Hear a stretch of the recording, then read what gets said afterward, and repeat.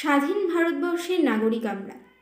আজকে স্বাধীনতার পরবর্তী সময়ের একটা গল্প তোমাদেরকে বলবো। নমস্কার, তোমরা দেখছো বঙ্কোস্তেন মার্গ। 1947 সালের 15ই আগস্ট ভারতবর্ষ স্বাধীনতা লাভ করে। নতুন গঠিত এই ভারতবর্ষে অনেক সমস্যা ছিল, দেশবাসীও অনেক সমস্যার সম্মুখীন হয়েছিল। যারা দেশের শাসনভার নিয়েছিল তাদেরকেও অনেক সমস্যার সম্মুখীন হতে হয়। বিশ্বকবি রবীন্দ্রনাথ ঠাকুর তার সভ্যতার সংকট গ্রন্থে লিখেছিলেন, ভারতভূমি হল একটা বিস্তার পঙ্কসজ্জা। আর গান্ধীজি এই দেশ সম্পর্কে বলেছিলেন, এই দেশের শাসনভার যে নেবে সে কণ্টকাকীর্ণ মুকুট ধারণ করবে। কেন এসব বলেছিলেন সেটাই আজকে তোমাদেরকে বলবো। দেশভাগের আগে থেকেই হিন্দু, মুসলিম, শিখ নানা রকম সাম্প্রদায়িক দাঙ্গা চলছিল। দেশভাগ হওয়ার পরে এই দাঙ্গা আরও বেড়ে যায়। শুরু হয় লুট, ধর্মান্তর ইত্যাদি। 552টা প্রিন্সলি স্টেট ভারতবর্ষের সাথে থাকার সমর্থন করে। 15টা প্রিন্সলি স্টেট চলে যায় পাকিস্তানের সাথে। তার মধ্যে 3টে ছিল ব্যতিক্রম। একটা হলো জুনাগড়, কাশ্মীর, আর একটা হলো হায়দ্রাবাদ। কাশ্মীর বিবাদ মোটামুটি সকলেই জানে, জুনাগড়টাও হয়তো শুনে থাকবে। পড়ে রইল হায়দ্রাবাদ। আজকে 3টেই তোমাদেরকে বলবো। ইংরেজরা চলে যাওয়ার আগে গঠন হয়েছিল অন্তরিম সরকার। সেখানে প্রধানমন্ত্রী হন ডক্টর জওহরলাল নেহেরু, আর স্বরাষ্ট্রমন্ত্রী হন লৌহমানব সর্দার বল্লভভাই প্যাটেল। সমগ্র রাজ্যগুলোকে একসাথে জুড়ে রাখার জন্য সর্দার বল্লভভাই প্যাটেলের অনেকখানি ভূমিকা রয়েছে। বলা যায় তিনি না থাকলে সমগ্র রাজ্যগুলো আজ একত্রিত থাকতই না। এবার আসি সেই 3টে রাজ্যের কথায়। প্রথমে আসি জুনাগড়। জুনাগড় ছিল কাথিয়াবার উপকূলের কাছাকাছি একটা রাজ্য।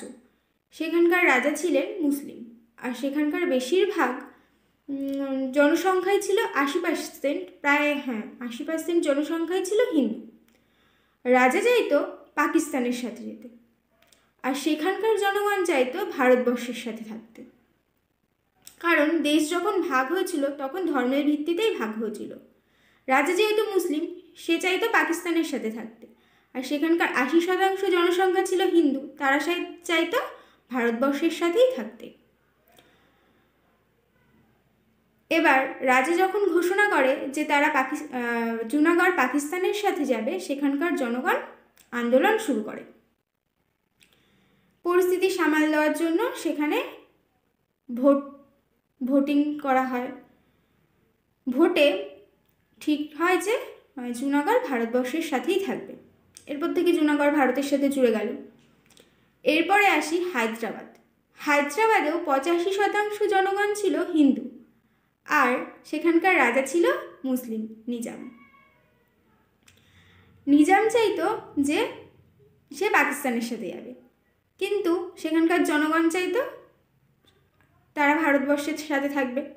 ভারত বিরোধী যত কিছু করত নিজাম, সব কিছুর বিরুদ্ধে সেখানকার জনগণ আন্দোলন করত।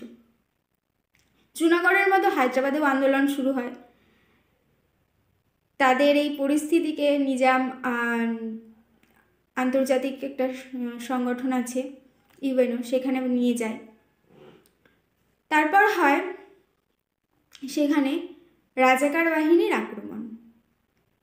ভারতবর্ষের প্রধানমন্ত্রী, স্বরাষ্ট্রমন্ত্রী নিজামকে চিঠি পাঠায় সেখানকার পরিস্থিতি সামাল দেওয়ার জন্য, কিন্তু নিজাম সেই পরিস্থিতি সামলাতে পারে না। তারপর শুরু হয় অপারেশন পোলো। এই গল্পটা খুবই মজার।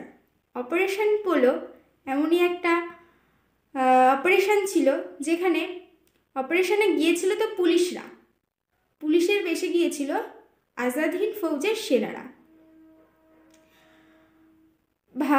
ভারত সরকারের কাছে তখন সেনাবাহিনী ছিল না, পুলিশই ছিল তাদের কাছে, স্বরাষ্ট্রমন্ত্রীর কাছে শুধু পুলিশ ছিল, কারণ সেনাবাহিনীর দায়িত্বভার তখনও ইংরেজরা ভারত সরকারের হাতে দেয়নি। আর পুলিশ তো পারবে না রাজাকার বাহিনীর সাথে লড়াই করতে, তো আজাদ হিন্দ ফৌজের সেনাদেরকেই পাঠানো হয়েছিল পুলিশের পোশাক পরিয়ে। অপারেশন পোলো চালানো হয়, তারপরে হায়দ্রাবাদ আমাদের দেশের সাথে জুড়ে যায়। এরপরে আসি কাশ্মীর সমস্যা। কাশ্মীর সমস্যা ছিল সবথেকে জটিলতর সমস্যা, যে সমস্যার সমাধান আজও হয়নি। তো বলি কাশ্মীর সমস্যার কথা।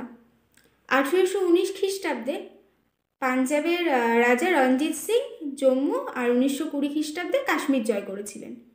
এরপরে ইঙ্গো শিখ যুদ্ধের মাধ্যমে শিখরা পরাজিত হয়, আর জম্মু কাশ্মীর পুরোপুরি ইংরেজদের অধীনে চলে যায়। তারপর এই পার্বত্য অঞ্চল ইংরেজদের পক্ষে শাসন করা সম্ভব হচ্ছিল না, তো তারা ডোগরা শাসকদের কাছে এই অঞ্চলটাকে বিক্রি করে দেয়, কারণ সেখান থেকে তাদের কোনো লাভও হচ্ছিল না কাশ্মীরটাকে রেখে দিয়ে। কিন্তু ভারতের জন্য কাশ্মীর খুবই গুরুত্বপূর্ণ ছিল আন্তর্জাতিক দিক থেকে, কারণ কাশ্মীরের পথ ধরেই আমাদের আন্তর্জাতিক যোগাযোগ তৈরি হতো। তো যখন ভারতবর্ষ স্বাধীন হলো, কাশ্মীরের রাজা হরি সিং সে না চায় পাকিস্তানের সাথে যেতে, না চায় ভারতের সাথে যেতে। এবার সেখানকার অধিকাংশ জনসংখ্যাই ছিল মুসলিম। হরি সিং চাইতো তার রাজ্যকে আলাদা রাখতে, মানে কাশ্মীর একটা আলাদা দেশ হবে, তাদের আলাদা পতাকা থাকবে, মানে স্বাধীন একটা দেশ কাশ্মীর থাকবে, এটাই ছিল হরি সিংয়ের চাওয়া। এরপর শুরু হয় কাশ্মীরের ওপর হামলা। পাকিস্তানের মদতপুষ্ট পাঠানরা আর সেখানকার কিছু উপজাতি হানাদার কাশ্মীরের, আর তাদের সাথে চলে আসে পাকিস্তানের সেনাবাহিনীও। চলতে থাকে কাশ্মীরে লুণ্ঠন, লুটপাট করতে থাকে, তারা যা পারে সব কিছু নিয়ে নেয়, চুরি করে যেটাকে বলে। আর চলতে থাকে সবথেকে বেশি যেটা দুঃখদায়ক, সেটা হচ্ছে নারীদের প্রতি নির্যাতন। 22শে অক্টোবর শুরু হয় কাশ্মীরের ওপর হামলা। তারা উড়ি বারামুলা সব কিছু দখল করে নিয়ে 26শে অক্টোবর রওনা হয় শ্রীনগরের দিকে। শুধুমাত্র এতেই পাকিস্তান থেমে থাকেনি, পাকিস্তানের থেকে কাশ্মীরে যেসব পণ্য আসতো সেই সমস্ত পণ্য আসাও বন্ধ করে দেওয়া হয়।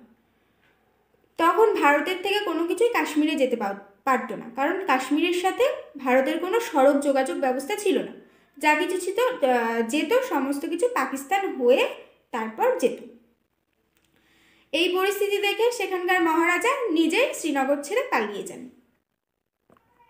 এই অবস্থায় মহারাজ হরি সিং 24শে অক্টোবর ভারতের কাছে সামরিক সাহায্যের জন্য আবেদন জানান।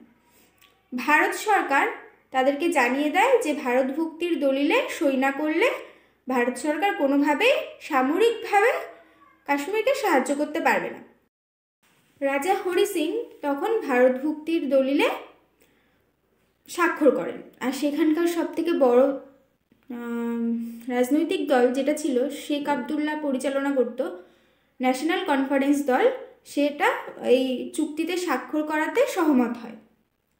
তারপর 27শে অক্টোবর ভারত সামরিক বাহিনী সেখানে পাঠায় এবং কাশ্মীরের 2/3 ভূখণ্ড তারা রক্ষা করে। এরপর ভারতীয় বাহিনীর ছত্রছায়ায় কাশ্মীরে শেখ আবদুল্লাহ সরকার গঠন হয়, আপৎকালীন ব্যবস্থা সেখানে চালু হয়। পাক অধিকৃত যে কাশ্মীরটা ছিল তারা শেখ আবদুল্লাহর বিরোধিতা করে এবং সেখানে আজাদ কাশ্মীর নামে তারা সরকার গঠন করতে শুরু করে, মানে সেখানে পরিচালনা করে পাকিস্তান, সেখানে ভারতের কোনো ভূমিকা থাকলো না। এই সমস্যার সমাধান করার জন্য লর্ড মাউন্টব্যাটেনের পরিকল্পনা অনুযায়ী ভারত সরকার যায় সম্মিলিত জাতিপুঞ্জে, আর সেই সমস্যার সমাধান আজও হয়নি। তো কেমন লাগলো আমার আজকের ভিডিওটা অবশ্যই কমেন্ট করে জানাবেন। ভালো লাগলে অবশ্যই লাইক শেয়ার সাবস্ক্রাইব করে দেবেন, কমেন্ট করতে অবশ্যই ভুলবেন না। ধন্যবাদ।